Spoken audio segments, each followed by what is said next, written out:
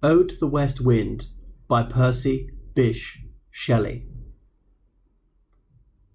O wild west wind, thou breath of autumn's being, thou from whose unseen presence the leaves dead are driven like ghosts from an enchanter fleeing, yellow and black and pale and hectic red, pestilence-stricken multitudes, O thou who chariotest to their dark wintry bed the winged seeds, where they lie cold and low, each like a corpse within its grave, until thine azure sister of the spring shall blow her clarion o'er the dreaming earth, and fill, driving sweet buds like flocks to feed in air, with living hues and odours plain and hill.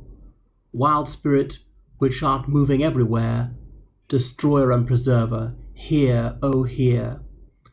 Thou on whose stream, mid the steep sky's commotion, loose clouds like earth's decaying leaves are shed, shook from the tangled boughs of heaven and ocean.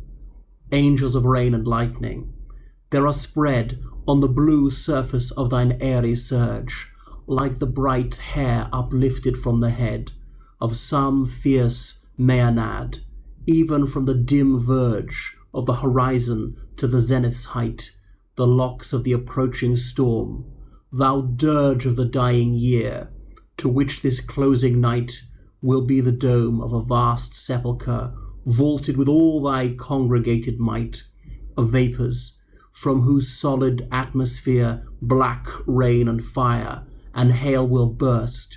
O hear!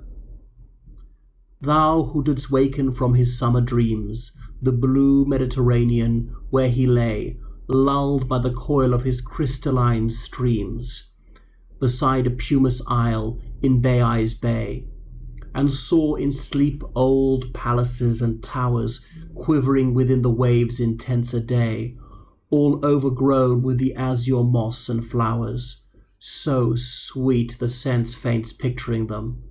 Thou for whose path the Atlantic's level powers cleave themselves into chasms, while far below the sea blooms, and the oozy woods which wear the sapless foliage of the ocean know thy voice, and suddenly grow grey with fear, and tremble and despoil themselves. O hear!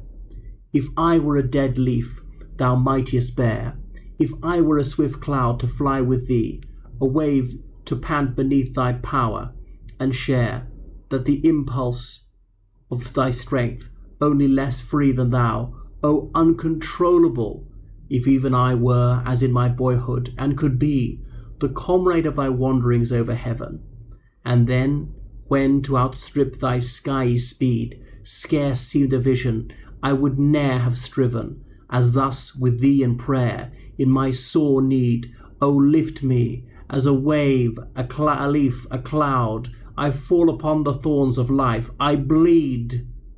A heavy weight of hours has chained and bowed one too like thee, tameless and swift and proud. Make me thy lyre, even as the forest is. What if my leaves are falling like its own? The tumult of thy mighty harmonies will take from both a deep autumnal tone, sweet though in sadness. Be thou, spirit fierce, my spirit, be thou me, impetuous one. Drive my dead thoughts over the universe like withered leaves to quicken a new birth, and by the incantation of this verse, scattered as from the unextinguished hearth, ashes and sparks, my words among mankind, be through my lips to the unawakened earth, the trumpet of a prophecy. O wind, if winter comes, can spring be far behind?